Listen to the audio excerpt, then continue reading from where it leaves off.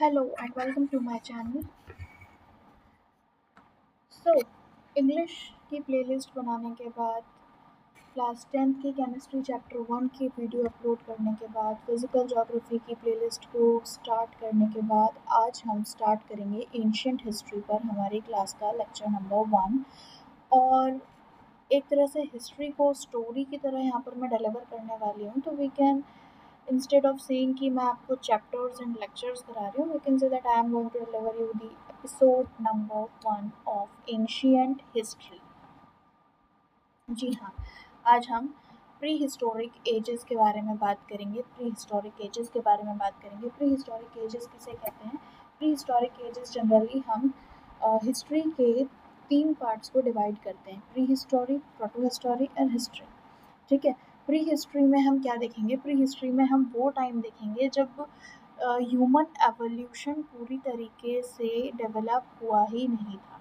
पूरी तरह से डेवलप नहीं होने से मतलब क्या है कि उस वक्त का हमारे पास में कोई भी रिटर्न सोर्स या रिटर्न एविडेंस नहीं है।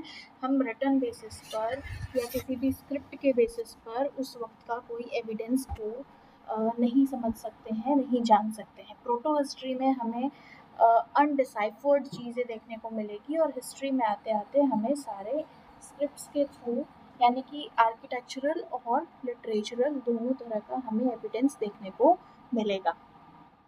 तो हिस्ट्री के 3 पार्ट्स होते हैं: प्री हिस्ट्री, प्रोटो हिस्ट्री और हिस्ट्री। आज हम बात करेंगे हिस्ट्री के प्री हिस्ट्री वाले पार्ट की। प्री हिस्ट्री वाले पार्ट की बात करते वक्त कुछ चीज़ें ध्यान में रखनी ज़रूरी है कि इस वक्त हमारे पास में स्क्रिप्ट्स अवेलेबल नहीं थी, लैंग्वेज डेवलप नहीं हुआ था। यानी प्री हिस्ट्री के बारे में हम यहाँ आज जितने भी सोर्सेज, जितने भी डेटास को पढ़ने वाले हैं, उन सब का कोई भी रिटर्न रिकॉर्ड नहीं है, कोई भी रिटर्न सोर्स अवेलेबल नहीं है, कोई भी स्क्रिप्ट नहीं थी, तो लिखा नहीं गया है। जो भी चीज़ें हमें मिली हैं वो आर्कियोलॉजिकल सर्वे, आर्कियोलॉजिकल एविडेंस के बेसिस पर मिली हैं। उस वक्त जो भी बातें करते थे लोग तो थे ना, पर अब वो बातें कैसे करते थे? बातें करते थे साइन लैंग्वेज में, बातें करते थे दीवारों पर पेंटिंग्स बना के। आइए प्री हिस्ट्री वाले एज के पीरियड को और भी अच्छे से समझते हैं।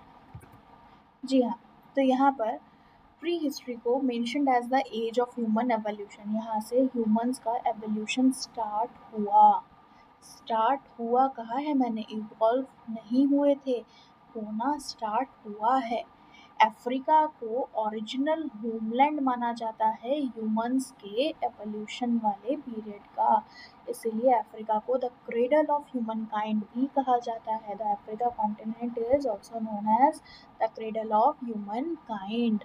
The two theories are prevalent in connection with human evolution and development। यहाँ पर आपको पूरी तरह से evolution development हर तरह का कनेक्शन मिलेगा और यहाँ पर उसके पीछे 2 थियोरीज हैं।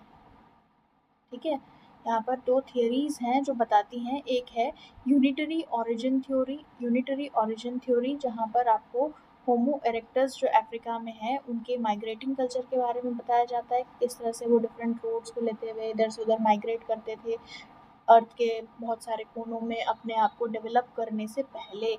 और एक पैरेलल ओरिजिन थ्योरी, यहाँ पर ये जो पैरेलल ओरिजिन थ्योरी है, इसमें हम क्या देखेंगे कि इसमें मॉडर्न ह्यूमन एवोल्यूशन कैसे हुआ, पिछली होमो इरेक्टस वाली पॉपुलेशन से आज के टाइम तक का जो इरेक्शन हुआ ये कैसे हुआ, ये सारी चीज़ें पैरेलल ओरिजिन थ्योरी में दी गई है। आगे बढ़ते हैं, स्टोन एज के बारे में जानते हैं। देखिए उस वक्त क्योंकि रिटर्न सोर्सेज नहीं थे, यानी कि उनको लिखना पढ़ना नहीं आता था, यानी कि घर भी नहीं थे उनके पास में और किसी भी तरह की मतलब एक तरह की अच्छी लाइफ नहीं थी उस वक्त उनके पास। उनकी लाइफ पूरी तरह से चारों तरफ सराउंडिंग में पत्थरों से घिरी हुई थी, यानी कि उनकी शुरुआत दिन की और उनका अंत दिन का, और उसके बाद दिन में वो जो कुछ भी कर रहे हैं वो सब कुछ पत्थरों के इर्द गिर्द चलता था, और इसी वजह से ह्यूमन एवोल्यूशन वाला जो वो पीरियड रहा, प्री हिस्ट्री वाला जो हमारा पीरियड रहा, उसको स्टोन एज के नाम से भी जाना जाता है। और उस वक्त स्टोन को ही हार्डेस्ट मटेरियल माना गया। स्टोन को ही हार्डेस्ट मटेरियल माना गया, चाहे टूल डेवलपमेंट को लेकर के हो, चाहे शेल्टर को लेकर के हो, चाहे कैसे भी हो, इन सब चीज़ों के बारे में इन डिटेल हम जानेंगे, ठीक है। और प्री हिस्टोरिक एज जो है, उस वक्त हुआ क्या कि बहुत सारे purpose, day to day purpose हुए, एडवांस पर्पस हुए, हर पर्पस के लिए लोग पूरी तरह से डिपेंड ही स्टोन के ऊपर थे, पूरी तरह से डिपेंड ही स्टोन के ऊपर थे। यानी कि मैंने कहा ना कि उनकी लाइफ शुरू ही पत्थरों पर होती थी और ख़त्म भी पत्थरों पर होती थी, और जिस वजह से उस पूरे एरा को, उस पूरे एज को स्टोन एज के नाम से जाना जाने लगा। आगे बढ़ते हैं, तो स्टोन एज को भी 3 पीरियड्स में डिवाइड किया गया। स्टोन एज को भी 3 पीरियड में डिवाइड किया गया, क्योंकि वो एज ऐसा एज था जहाँ पर मैं ऐसा कहूँगी कि डफर से एक अच्छा नॉलेजेबल पर्सन बनने तक का सफ़र है। बिल्कुल डफर एंड डम्ब से नॉलेजेबल बनने तक का जो सफ़र होता है ना, तो एक तरह से स्टोन एज में भी यही हुआ कि एक बच्चा पैदा हुआ है, वो बिल्कुल डफर है, बिल्कुल उसको कुछ भी नहीं आता, वो हर चीज़ नई नई नई नई चीज़ें सीख रहा है, कुछ उसे लोग सिखा रहे हैं, कुछ उसे प्रकृति सिखा रही है, और कुछ वो अपनी गलतियों से सीख रहा है, अपने खुद के नए नए एक्सपीरियंस से सीख रहा है। तो 3 पीरियड्स में जो उनको डिवाइड किया गया, वो 3 पीरियड्स क्या थे? Palaeolithic, Mesolithic, Neolithic. Palaeolithic, Mesolithic, Neolithic. Palaeolithic 2 million years ago, 2 million years BCE पर स्टार्ट हुआ एंड 10,000 BCE तक यही चला, पैलियोलिथिक पीरियड चला। इसमें क्या हो रहा था, इस पीरियड को भी 3 कैटेगरी में डिवाइड कर दिया गया, इस पीरियड को भी 3 कैटेगरी में डिवाइड कर दिया गया। 3 कैटेगरी में डिवाइड करने के पीछे भी कुछ वेरिएशंस हम देखने को हमें मिलेंगी इतने लंबे टाइम पीरियड में। भाई 2 मिलियन से 10,000, आप समझ रहे हो कितना लंबा समय है। यहाँ तो 2 दिन में ही बहुत सी चीज़ें बदल जाती हैं, तो यहाँ तो इतना लंबा साल निकला ना, तो इतने लंबे साल में बहुत से बदलाव तो आएंगे। जी हाँ, तो बिल्कुल ये जो पैलियोलिथिक यानी कि ओल्ड स्टोन एज है, ओल्ड स्टोन एज है, इसे 3 पीरियड्स में डिवाइड किया गया, lower palaeolithic age, middle palaeolithic age and upper palaeolithic age. और इन तीनों ही एजेस में हम यहाँ पे बहुत सारे चेंजेस देखने को मिलेंगे। पैलियोलिथिक टर्म का सबसे पहली बार यूज़ किया था आर्कियोलॉजिस्ट जॉन लुबॉक ने 1865 में।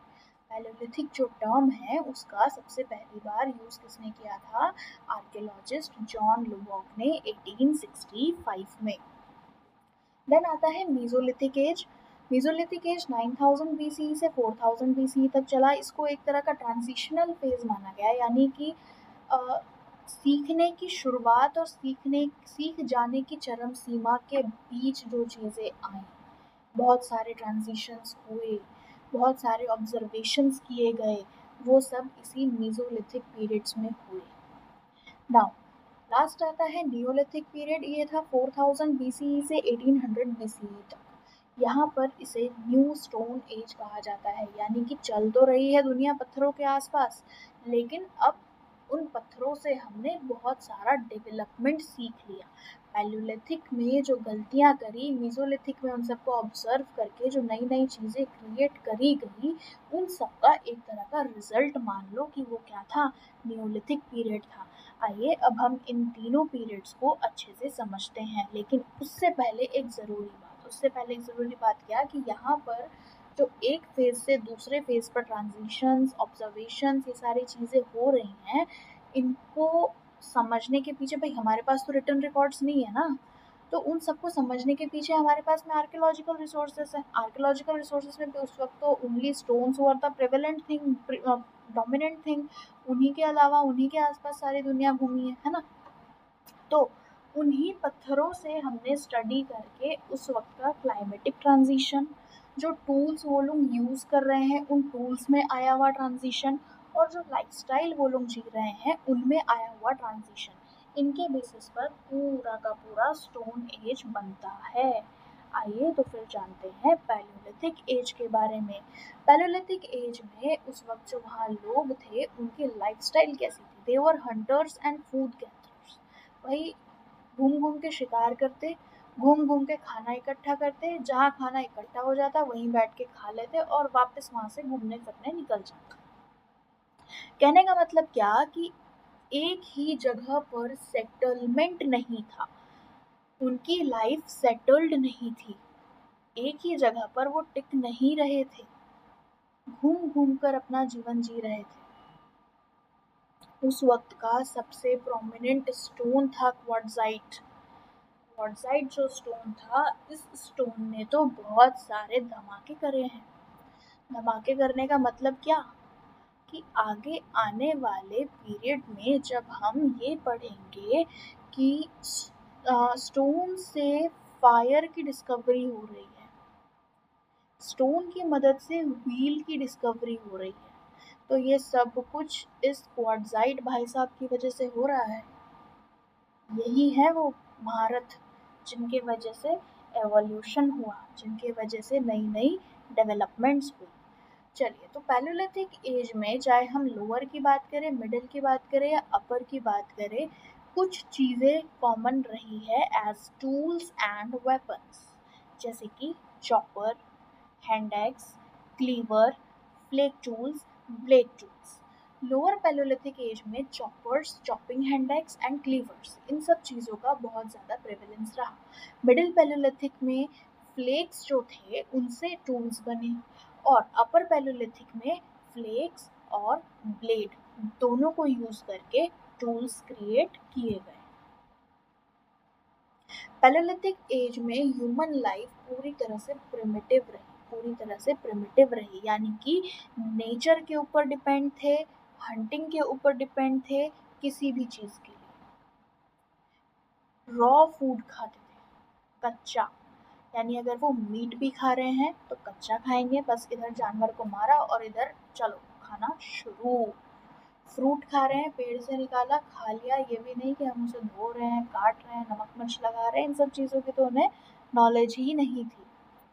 यहाँ तक कि जड़ों के सहित जो रूट फूड्स होते हैं ना, उनको जड़ों के सहित खा लेते थे, जड़ साफ ही नहीं करते। ठीक है, कपड़ों की कोई भी जानकारी नहीं थी, कैसे कपड़ों को सिला जाता है, कैसे कपड़ों को पहना जाता है, ऐसी कोई जानकारी उन्हें नहीं थी, क्योंकि इधर उधर घूमते थे, सेटल्ड लाइफ नहीं थी। तो हमारे पास में एविडेंस के तौर पर हम ये भी एक तरह का अजम्पशन लगा सकते हैं कि घरों के बारे में भी उन्हें नहीं पता था, यानी उनके पास में कोई घर भी नहीं थे। अभी पैलियोलिथिक लाइफ ही चल रही है, तो पैलियोलिथिक लाइफ में उनके पास में आग की डिस्कवरी भी नहीं हुई थी। आग की डिस्कवरी भी नहीं हुई थी, तो वो कच्चा मीट खाते थे। जैसे जैसे पैलियोलिथिक एज में ये आगे बढ़ते गए, अचानक से एक एक्सीडेंट हुआ उनके साथ।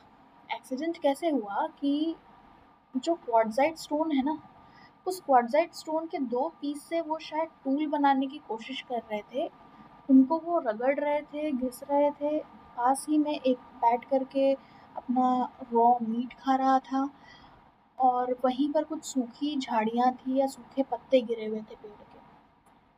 क्वार्ट्जाइट को घिसने की वजह से एक चिंगारी निकली, चिंगारी निकल करके उस सूखी झाड़ी पर लगी, और क्योंकि उन्होंने पहली बार आग को देखा था तो वो लोग डर गए, और डर के मारे उस दूसरे वाले साथी का जो मीट पीस था वो जाकर के उस आग में गिर गया। आग में गिर गया तो फिर उसके बाद उन्होंने सोचा अरे अब इससे तो दूर भागना था उन्हें, लेकिन जैसे ही थोड़ी सी आग ठंडी हुई, अब खाने को तो सिर्फ वही था ना उनके पास, बार बार कितना हंटिंग के लिए जाएंगे, थकता भी तो है इंसान, है ना। तो फिर उसी पीस को उठा करके वो खाने की सोचा, और जब उसने खाने की सोचा तो उसमें टेस्ट डेवलप हुआ, जब उसे लगा अरे वाह पकने के बाद तो टेस्टी है, उसने लोगों के साथ में थोड़ा, एक तो जो भी उसके साथ में पार्टनर्स थे उसके साथ में शेयर किया होगा, देन उन लोगों को समझ में आ गया होगा। देन उसके बाद में अब उससे क्या है, उनको हीट मिली, पसीना है, तो उनसे उनको ये भी समझ में आया कि जब ठंड है और ठंड के टाइम में भी अगर ये चीज़ जाएगी तब भी हमें गर्माहट मिल सकती है, हम अपने खाने को टेस्टी बना सकते हैं, टेस्ट में चेंज ला सकते हैं। बहुत सारी चीज़ें समझ में आई, लेकिन ये सब कुछ एक तरह से एक एक्सीडेंटल वे में हुआ, और एक्सीडेंटली डिस्कवरी हो गई फायर की, 2 पीसेस ऑफ क्वार्ट्जाइट स्टोन को रब करने से। ठीक है, यहाँ पर थोड़ा सा पीपीटी में गड़बड़ हुआ है। एक्सीडेंटल नाइस रबिंग टुगेदर, हाँ, rubbing together not writing together. मैं जब इसे अपलोड करूँगी टेलीग्राम चैनल पे तो करेक्ट कर दूँगी, ठीक है। तो ध्यान रखिएगा आप लोग, जब भी इसके नोट्स आप लोग टैली करने वाले हों तो ध्यान रखिएगा।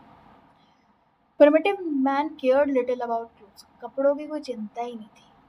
पहने तो पहने, नहीं पहने तो नहीं पहने, पत्ते लपेट लिए, छाले लपेट ली पेड़ों की और चलो जिंगलाला हो। लेकिन लेकिन वार्म वेदर में चल जाता था। जब ठंड का सीजन आता, वो बारिश का सीजन आता था तो वो अपने आप को रैप कर लेते थे एनिमल स्किन्स में या फिर पेड़ों की छाल में। विंटर्स में क्या करें, विंटर्स में क्या करें, विंटर्स में भी कुछ इस तरह का फिर उन लोगों ने जुगाड़ बनाया इसी तरीके का। और फिर अब तो फायर नाम का जुगाड़ भी था सामने, ठंड से बचाने के लिए आग के आगे बैठ जाओ, आग के पास में बैठोगे तो गर्माहट मिल जाएगी, है ना। आगे बढ़ते हैं। उस वक्त ड्वेलिंग प्लेसेस नहीं थे। ड्वेलिंग प्लेसेस मतलब ऐसी भी कोई हमें एविडेंस के तौर पर चीज़ें नहीं मिली कि उन लोगों ने पिट ड्वेल किया हो, खड्डा खोदा और वहाँ जाकर के एक खड्डे में अपना कोई स्पेस बना के रह रहे हो। तो ड्वेलिंग जैसी भी कोई चीज़ें हमें देखने को नहीं मिली। हाँ, ये ज़रूर समझ में आया कि they were living as a wanderers. Wanderers मतलब घूमते घमाते हुए अपनी ज़िंदगी को जीना, एक ही जगह पर सेटल डाउन नहीं होना, ठीक है। जब ज़रूरत पड़ती थी, जैसे बारिश आ रही है, ठंड लग रही है, उनको शेल्टर चाहिए होता था, तो क्या करते थे कि जो जंगलों में पत्थरों के गुफा जैसे कटे हुए होते हैं वहाँ जा कर के शेल्टर ले लेते थे। कोई पत्थर का एक छाल बाहर की तरफ निकला हुआ है तो उस पत्थर के नीचे जा कर के बैठ गए, या पेड़ के नीचे चले गए, है ना, ट्री के नीचे शेल्टर ले लिए, या फिर लीफी ब्रांचेस जो लार्ज साइज़ के हैं उन लीफी ब्रांचेस से खुद को कवर कर लिया, ठीक है। उनके पास में उस वक्त तक crop cultivation, poultry, animal husbandry किसी भी तरह की सुविधाएं नहीं थी। वो फैमिलियर ही नहीं थे इन सब चीज़ों से, वो फैमिलियर ही नहीं थे। उनको पता ही नहीं था कि जिस मिट्टी में हम घूम रहे हैं उसी मिट्टी से हम पोल्ट्री क्रिएट कर सकते हैं, जिन एनिमल्स को हम मार के खा रहे हैं उन्हीं की हम एनिमल हस्बेंड्री यानी कि एक तरह से पोल्ट्री फार्मिंग भी कर सकते हैं। एज वेल एज उन्हें क्रॉप कल्टीवेशन के बारे में भी कुछ नहीं पता था। वो पूरी तरह से डिपेंड ही नेचर के ऊपर थे। नेचर में जो भी चीज़ें हैं बस उनको डिस्ट्रॉय करना है और हम अपने मस्ती में मस्त, ठीक है। और अब तो उनके पास में आग भी आ गई थी ना, तो आग लगे बस्ती में, हमें तो नेचर दे रहा है सब कुछ, हम तो रहेंगे अपनी मस्ती में, ठीक है। तो अच्छा, कोई अगर उनके कबीले में, कबीला ही कह देते हैं अभी तो एक तरह से, है ना, तो चलो उनकी फैमिली, है ना, उनके लोग, उन लोगों में से अगर किसी की डेथ हो जाती थी तो उनको फ्यूनरल राइट्स का भी नहीं पता था। भाई जब उनको कुछ ही नहीं पता है तो ये फ्यूनरल राइट्स तो कैसे ही पता होगा, क्या बात करते हो मैडम, है ना। बिल्कुल सर, यही बात है, उनको फ्यूनरल राइट्स के बारे में भी नहीं पता था। उनके हिसाब से क्या, ये मर गया इसको यहाँ छोड़ दो, चील कौवे आएंगे, शेर भालू आएंगे, खा के चले जाएंगे, फिर बाद में उन शेर भालू को मार के हम खा जाएंगे, ठीक है। पैलियोलिथिक कल्चर के बारे में, उनके लाइफस्टाइल के बारे में हमने काफ़ी कुछ जाना। अब हम जानते हैं लोअर पैलियोलिथिक एज के बारे में। लोअर पैलियोलिथिक एज के बारे में, लोअर पैलियोलिथिक एज में भी चीज़ें वही सब रही। साइट्स क्या क्या रही, Belan valley in Madhya Pradesh in Uttar Pradesh, Bhimbetka जोगटाहा in Madhya Pradesh, Bagor Budha Pushkar in Rajasthan, Patne Nandipalle in Maharashtra, Renigunta Kurnool caves in Andhra Pradesh, Singhbhum in Jharkhand, Sohan valley in west Punjab जो कि आज पाकिस्तान में है, ठीक है। आगे देखते हैं middle palaeolithic age. Middle palaeolithic age में जो टूल्स थे वो flakes and crude pebble industries उन सब से बने हुए थे। मेजर साइट्स वहाँ की Nevasa, Bhimbetka, Narmada valley Madhya Pradesh, भागोर Karnali valley, दीदवाना in Rajasthan, Singhbhum in Jharkhand, ये सब उस वक्त के कुछ मेजर साइट्स रही हैं। अपर पैलियोलिथिक एज पर जाएं तो उस वक्त वहाँ पर जो एक तरह से हम कह सकते हैं कि इंडस्ट्रियल अपीयरेंस देखने को मिला, थोड़ा-सा मॉडर्नाइज़ेशन की तरफ वो लोग बढ़ने लग गए। बहुत सी चीज़ें तब तक डेवलप हो गई थी ना ग्रेजुअली, धीरे-धीरे। हमने पीछे देखा क्या-क्या चीज़ें उन लोगों में इवॉल्व होनी शुरू हो गई थी, है ना? एनिमल रिमेन्स जो थे वो भी मिलने लगे बेलान वैली के डिस्ट्रिक्ट से। एनिमल जैसे कि गॉड्स हुए, शीप्स हुए, कैटल्स हुए, इन सब को एक्सप्लॉइट करना उन लोगों ने शुरू कर दिया था, जिनके रिमेन्स हमें मिर्ज़ापुर से एज एन एविडेंस मिलने लगे, ठीक है? और पत्थरों से स्क्रैपर्स बनाने लगे, पत्थरों से स्क्रैपर्स जैसे शेप का टूल बनाने लगे वो लोग। मेजर साइट्स देखेंगे तो कुरनूल केव्स आंध्र प्रदेश से, बेलान वैली मध्य प्रदेश एंड उत्तर प्रदेश है, Nevasa in Maharashtra, Sabarmati valley in Gujarat, Singrauli in Madhya Pradesh, खिचलर in Andhra Pradesh, Hansi valley in Karnataka, Attirampakkam in Tamil Nadu, Pahalgam in Jammu and Kashmir, Hathnora, Narmada valley, Bhimbetka, Adamgarh in Madhya Pradesh, Kortalaiyar valley in Tamil Nadu. और इन्हीं सब जगहों को आप प्रैक्टिस कर सकते हैं मैप में, इन्हीं सब जगहों को आप प्रैक्टिस कर सकते हैं मैप में। देखिए जम्मू कश्मीर में पहलगाम, वेस्ट पंजाब यानी कि पाकिस्तान रीजन में सुआन वैली, दीदवाना करनाली वैली बागौर इन राजस्थान, भीमबेटका, सिंगरौली, नर्मदा वैली, हाथनोरा, अदमगढ़ यूपी वगैरह एमपी यूपी के रीजन में मिल जाएंगे, साबरमती वैली गुजरात में, नेवासा पाटने नंदीपल्ले ये हैं हमारे महाराष्ट्र के, खिचलर, रेणुगुंटा, कुरनूल केव्स आंध्र प्रदेश में, सिंहभूम झारखंड में, अतिरमपक्कम, कोरतलैयर वैली ये सब हमारे तमिलनाडु में। जगह को याद करने का सबसे अच्छा तरीका है लिस्टिंग के साथ साथ मैप पर हाथ बैठा के प्रैक्टिस करें। जब तक मैप पर प्रैक्टिस नहीं करेंगे तब तक चीज़ें क्लियर नहीं होंगी। एग्ज़ाम्स में आ ही जाते हैं, बताइए कौन सी साइट कहाँ की है ना? स्टोरी तो बिल्कुल हम हिस्ट्री को एज अ स्टोरी पढ़ रहे हैं, लेकिन इसका मतलब ये थोड़ी कि एग्ज़ाम ओरिएंटेड बात नहीं करेंगे। तो थोड़ा-सा अब आपका टेंशन को रिड्यूस करते हुए आपको टेंशन ज़ोन में लेके आते हैं।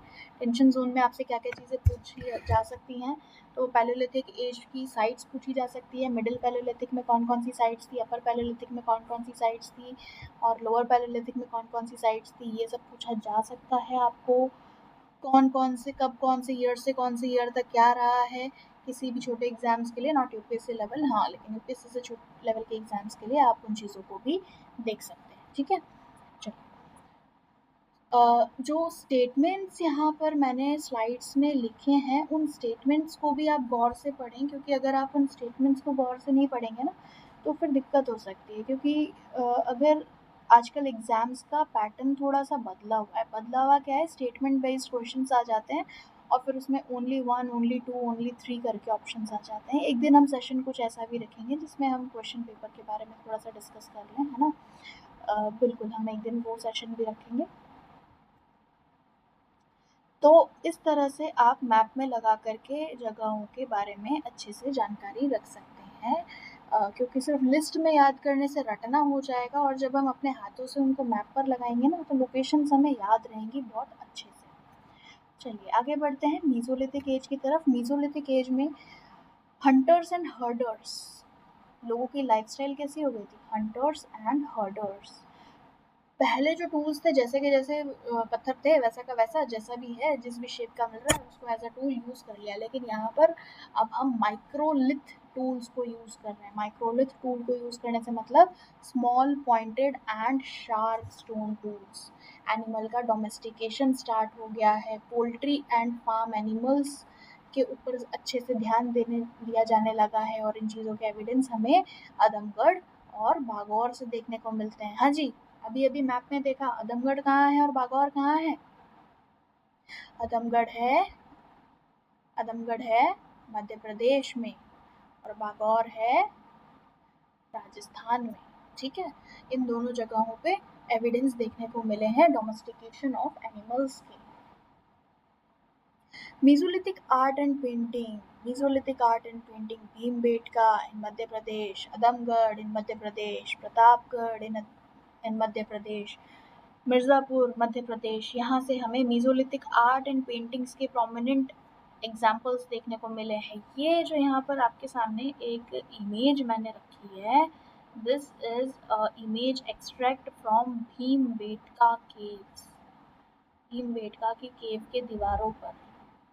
यहाँ पर ये लोग कुछ कहना चाह रहे हैं कि ये देखो एनिमल है, एनिमल के ऊपर बैठे हैं, हम कहीं जा रहे हैं, ट्रांसपोर्टेशन इंडिकेट कर रहा है, लोगों की मस्ती इंडिकेट हो रही है, ये लोग यहाँ पर रह रहे हैं, है ना। The age became an intermediate stage between Paleolithic age and Neolithic age. Mesolithic age जो है एक तरह का ट्रांजिशनरी एंड ऑब्जर्वेटरी पीरियड है नियोलिथिक एज में, यानी कि एक फुल्ली डेवलप्ड स्टोन एज में एंटर करने से पहले का। यहाँ पर ना तो चीज़ों को पूरी तरह से अबंडन किया गया है, ना ही पूरी तरह से अडॉप्ट किया गया है। यहाँ पर उन चीज़ों को अडॉप्ट किया गया जो चीज़ें इनको लगी हाँ ये तो हमारे आगे के लिए अच्छी हो सकती है, और उन चीज़ों को अबॉलिश या अबंडन कर दिया गया जिनसे इनको लगा कि अरे इससे तो नुकसान होगा।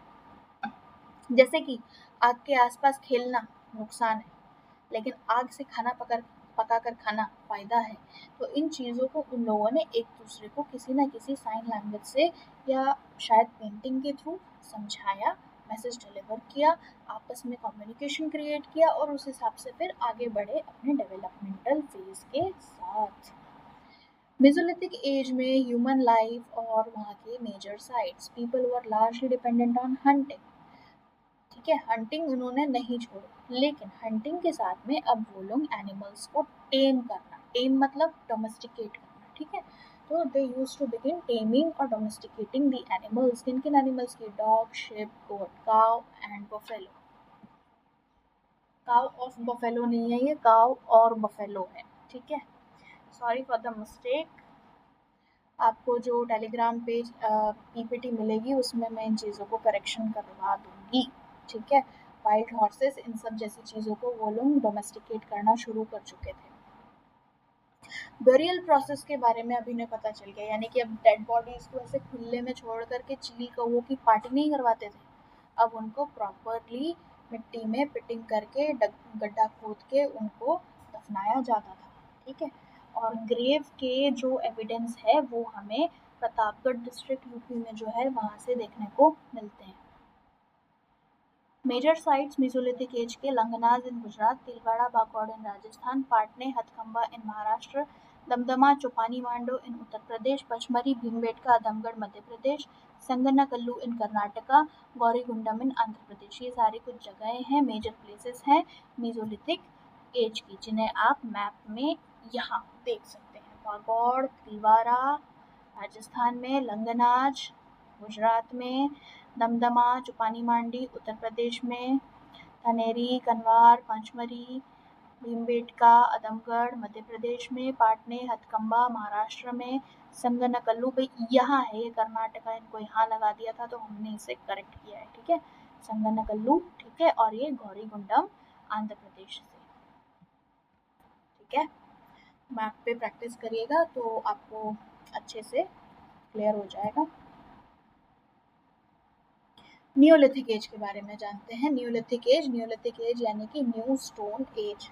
पिछली जितनी भी गलतियां रहीं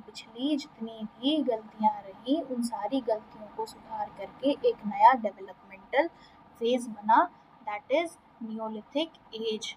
एक फेमस आर्कियोलॉजिस्ट थे वी गॉर्डन चिल्डे, उन्होंने एक किताब लिखी थी मैन मेक हिमसेल्फ, यानी इंसान ने ही खुद को बनाया है। इंसान ने अगर हम लोअर पैलियोलिथिक एज से लेकर के यहाँ तक के सफ़र की बात करें तो यहाँ तक के सफ़र में जो भी चीज़ें इंसान ने भुगती उन सभी भुगतान से अपनी लाइफ में एक रेवोल्यूशनरी फेज इम्प्लीमेंट किया।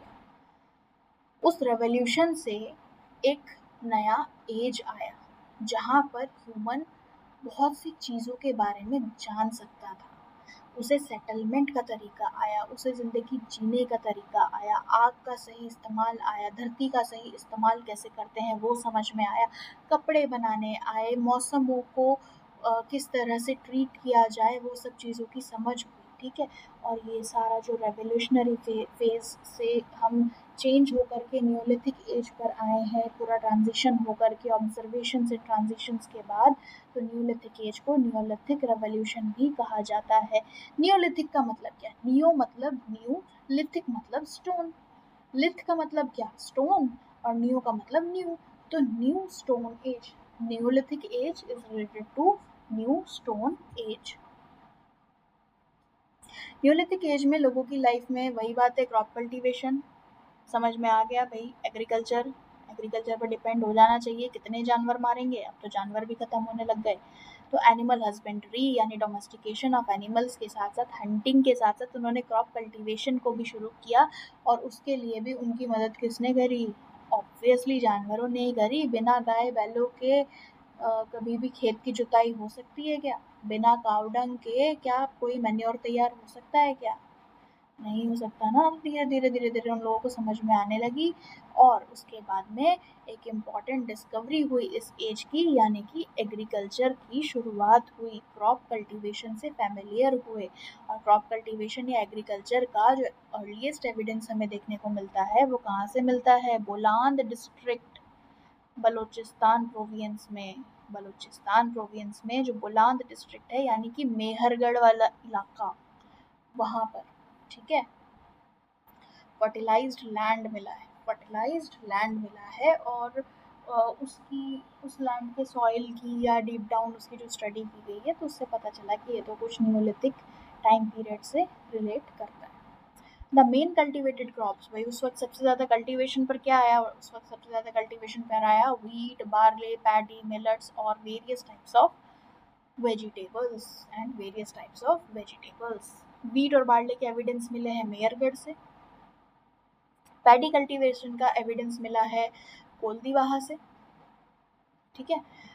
अच्छा, लोगों का, ह्यूमंस का, है ना, ह्यूमंस का एनिमल के साथ में रिलेशन अच्छा हुआ। इसका मतलब क्या कि एनिमल हस्बेंड्री एक्सटेंड हुई। एक्सटेंड होने से मतलब क्या कि डोमेस्टिकेशन ऑफ एनिमल्स के अलावा, डोमेस्टिकेशन ऑफ एनिमल्स के अलावा मैं बात कर रही हूँ, उन लोगों ने पोल्ट्री फार्मिंग को भी अच्छी तरीके से स्टार्ट किया, पोल्ट्री फार्मिंग को भी अच्छी तरीके से स्टार्ट किया, ठीक है। The main occupation of Neolithic man work animal hunting, fish catching and sheep got taming etcetera. Cotton उगाने की शुरुआत हुई, क्योंकि अब उन लोगों ने कपड़ों के बारे में भी तो जानकारी ले ली थी। पिछले इमेज में देखा, सारे कपड़े पहन करके राजा बाबू बने बैठे हैं, है ना। चलिए, तो उन्हें कपड़ों के बारे में जानकारी आई। अब कपड़े ऐसे ही तो नहीं बन जाएंगे, कॉटन कल्टीवेशन भी होता है, कॉटन जैसा कोई सब्सटेंस होता है, उससे हम कपड़े बना सकते हैं। इस चीज़ की उन्हें जानकारी हुई, ठीक है। काम में लग गए, मतलब अब ये लोग, अब क्या है कि आवारागर्दी छोड़ करके एक अच्छे कामकाजी व्यक्ति बन चुके हैं सब, समझ रहे हो। घर बनाना शुरू करे, बोले यार दादा परदादा सब घूमते घमाते मर गए, अब सेटल होने की बारी है, हम सेटल हो जाते हैं, ठीक है। तो भाई बैम्बू, क्ले, इन सब को यूज करके उन लोगों ने झोपड़ियाँ बनानी शुरू करी जहाँ वो रह सकते थे। मतलब बहुत रह लिए गुफाओं में, बहुत कर लिया जिंगा लाला हूँ, अब बनेंगे अच्छे civilised person. Kashmir valley, west Punjab यानी पाकिस्तान वाला एरिया, वहाँ से ड्वेल्स ऑफ पिट के एविडेंसेस मिले हैं। पिट ड्वेलिंग, पिट ड्वेलिंग मतलब क्या? खड्डा खोदना, खड्डा खोद के अपना घर जैसा एनवायरनमेंट क्रिएट करना। आगे बढ़ते हैं। न्यूलिथिक एज में ह्यूमन लाइफ के बारे में अगर हम और जाने तो 4000 BC के अराउंड की यहाँ पर बात हो रही है। उसमें क्या है कि Neolithic man invented potters wheel. Potters wheel यानी कि एक चक्के जैसा कुछ बनाया, और चक्के जैसा कुछ बना करके एक इम्पॉर्टेंट इन्वेंशन, टेक्नोलॉजिकल एडवांसमेंट आया पोटर्स व्हील से। फिर उन्होंने पोट्री मेकिंग शुरू करी, उन लोगों ने पोट्री मेकिंग शुरू करी। With the prevalence of wheel, the process of painting on the surface of pottery became popular. In short, they are now manufacturer of potteries. Stone implements जो हुए भैया, अब लिथिक एज तो चल ही रहा है, लिथ वाला एज तो चल ही रहा है, यानी स्टोन वाला एज तो चल ही रहा है। तो उनकी जो टूल्स बनाते थे, वो टूल इम्प्लीमेंट्स जो बनाते थे स्टोन से, माइक्रोलिथ तो हो ही गए थे, वो अब थोड़े से अच्छे से पॉलिश्ड होने लगे, अच्छे अच्छे दिखते थे, सुंदर सुंदर दिखते थे, एक शेप मिलने लगा उनको, है ना। सेटलमेंट हुआ तो सेटलमेंट जैसे जैसे सेटलमेंट होगा वैसे वैसे सोसाइटी फॉर्म होगी। अब सोसाइटी फॉर्म होगी तो वैसे ही कोई ना कोई बोलेगा भैया मैं राजा हूँ, मैं तुम्हारा करता धरता हूँ, मेरे इशारों पर नाचो। फिर उसके बाद धीरे धीरे राजाओं की किंगडम ये वो सारी चीज़ें शुरू होंगी। लेकिन उसके पहले अभी एक और लिंक है, चिंता मत करो, प्रोटो हिस्ट्री को भी पढ़ना है अभी। हाँ, प्रोटो हिस्ट्री पढ़नी बाकी है, वो हम थोड़ा हिस्टोरिकल फेज पे चले गए, सोसाइटी क्रिएशन और राजा ये वो की बात लेकर के। लेकिन अभी प्रोटो हिस्ट्री बाकी है तो उसको पढ़ेंगे, उसके बाद हम सोसाइटी क्रिएशन एंड सेटलमेंट के बारे में अच्छे से डिस्कस करेंगे। ठीक है, तो सेटलमेंट बेसिकली सेटलमेंट स्टार्ट हो गया, रहने लग गए, अब एक जगह पर रहने लग गए, एक जगह पर रहने लग गए तो रहने के हिसाब से अपनी सोसाइटी, अपना घर, अपना एनवायरनमेंट ये सब भी उन लोगों ने धीरे धीरे क्रिएट करना शुरू कर दिया। आगे बढ़ते हैं, नियोलिथिक एज की कुछ मेजर साइट्स को देखते हैं। लेकिन उसके पहले थोड़ा सा यहाँ पर देखो कि मैंने क्या कहा, उन्होंने अपना सोसाइटी फॉर्मेशन क्रिएट कर दिया ना, एक अच्छा सा एनवायरनमेंट में रहने लग गए, हैंडीक्राफ्ट एरिया बनाया, ये देखो डोमेस्टिकेशन कर रहे हैं, गाय भैंसों को बकरियों को चराने लेके जा रहे हैं, घास खाओ बेटा, एग्रीकल्चर कर रहे हैं, ये देखो ग्रेव यार्ड्स बने हुए हैं यहाँ पे, ये स्टोर हाउस बनाया है, ये घर जहाँ पर वो लोग रहेंगे, एक तरह का ये पूरा विलेज फॉर्मेशन कर दिया। लूम लूम लूम क्या, लूम बोले तो ये देखो, ये लूम, लूम बोले तो वो कॉटन का कल्टीवेशन कर रहे हैं ना वो लोग, तो कॉटन कल्टीवेशन करने से थोड़ी हो जाएगा, कपड़ा बनाने के लिए खाली कॉटन की खेती कर ली और हो गया क्या, ना ना ना ना ना, लूम भी तो क्रिएट करना पड़ेगा। यानी कि क्या करना पड़ेगा, लूम क्रिएट करने से मतलब कॉटन को यान बनाना पड़ेगा, यान से थ्रेड बनेगा, थ्रेड से फिर कपड़े बनेंगे, बहुत सारी चीज़ें होंगी है ना। ये देखो टेम किया है, टेम किया है, डोमेस्टिकेट किया है, देख रहे हो सारी चीज़ें। ये है पूरा उनका एक सोसाइटी फॉर्मेशन। ठीक है, चलिए आगे बढ़ते हैं।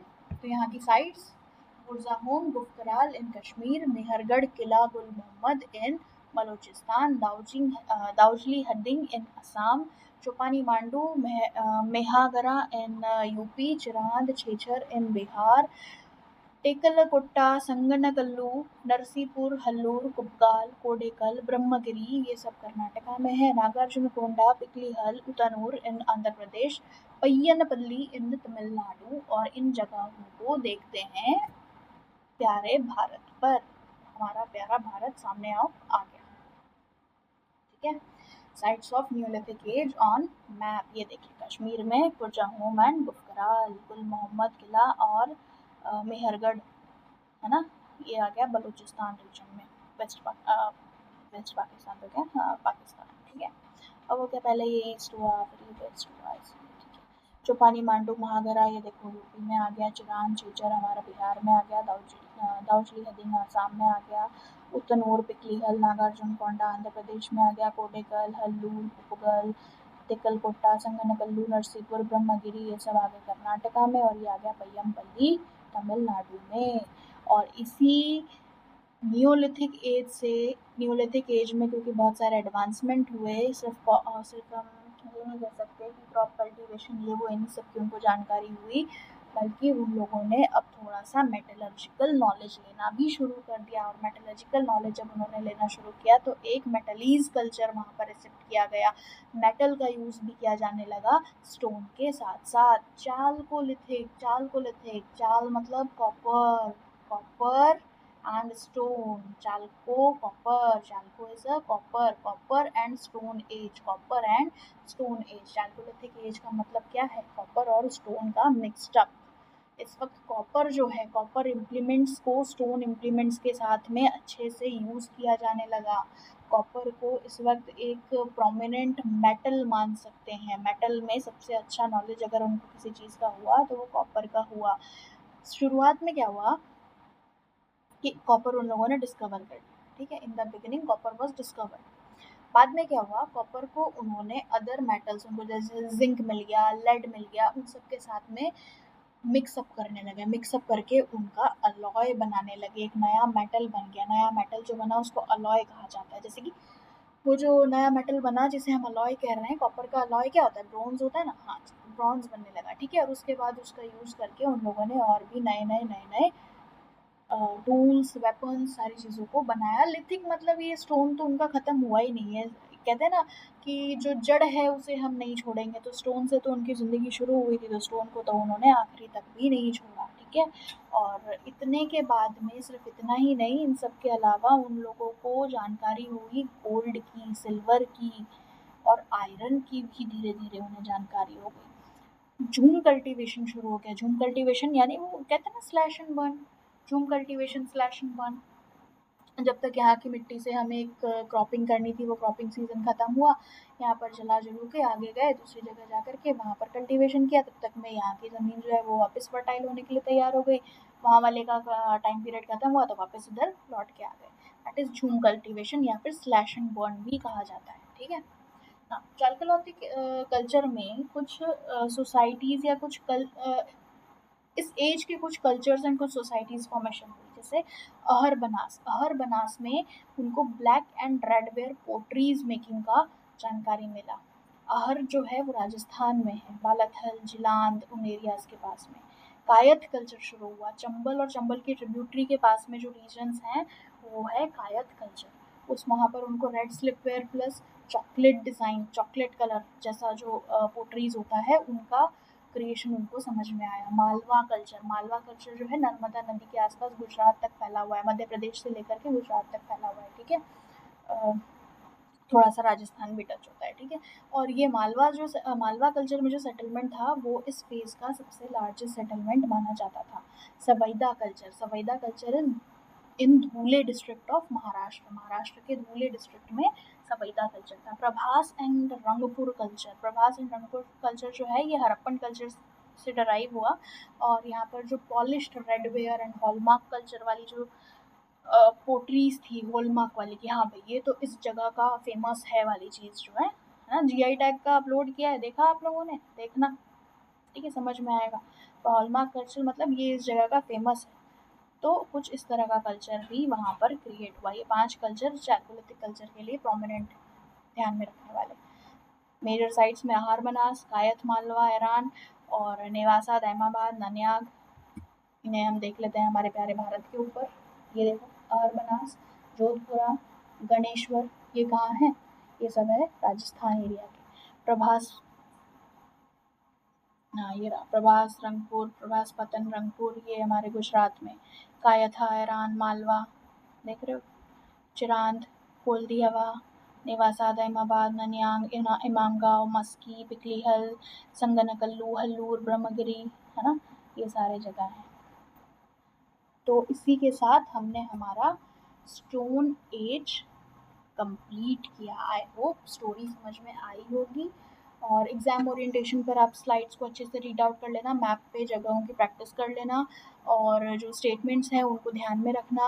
बुक रीडिंग बहुत ज़रूरी है। सिर्फ मैं हूँ आपको चीज़ों को शॉर्ट करके समझाने के लिए, आपके दिमाग में की पॉइंट्स के तरीके से चीज़ें लिंक हो जाए, मैं उसके लिए बैठी हूँ। लेकिन बुक रीडिंग करनी बहुत ज़रूरी है, मैं बार बार कहूँगी, एनसीईआरटी रीड करिए, किसी भी एक सोर्स बुक पर रिलाई करिए, उस सोर्स बुक को रीड करिए, ठीक है। और आई rest my case here. Thank you. Stay healthy, keep learning, share more, learn more. Telegram channel को ज्वाइन करिए, वहाँ से आपको पीडीएफ एंड अपडेट्स मिल जाएंगे। बहुत सारी चीज़ें वहाँ पर अपलोड होती है भैया, इसलिए ज्वाइन कर लीजिए। आपके ज्वाइन होने से पहले ही वहाँ पर बहुत सी चीज़ें अपलोड कर दी गई हैं, ठीक है। तो आज था एंशिएंट हिस्ट्री का एपिसोड नंबर 1। एपिसोड नंबर 2 के साथ हम आपके साथ में जल्द ही जुड़ेंगे। Stay tuned. Thank you.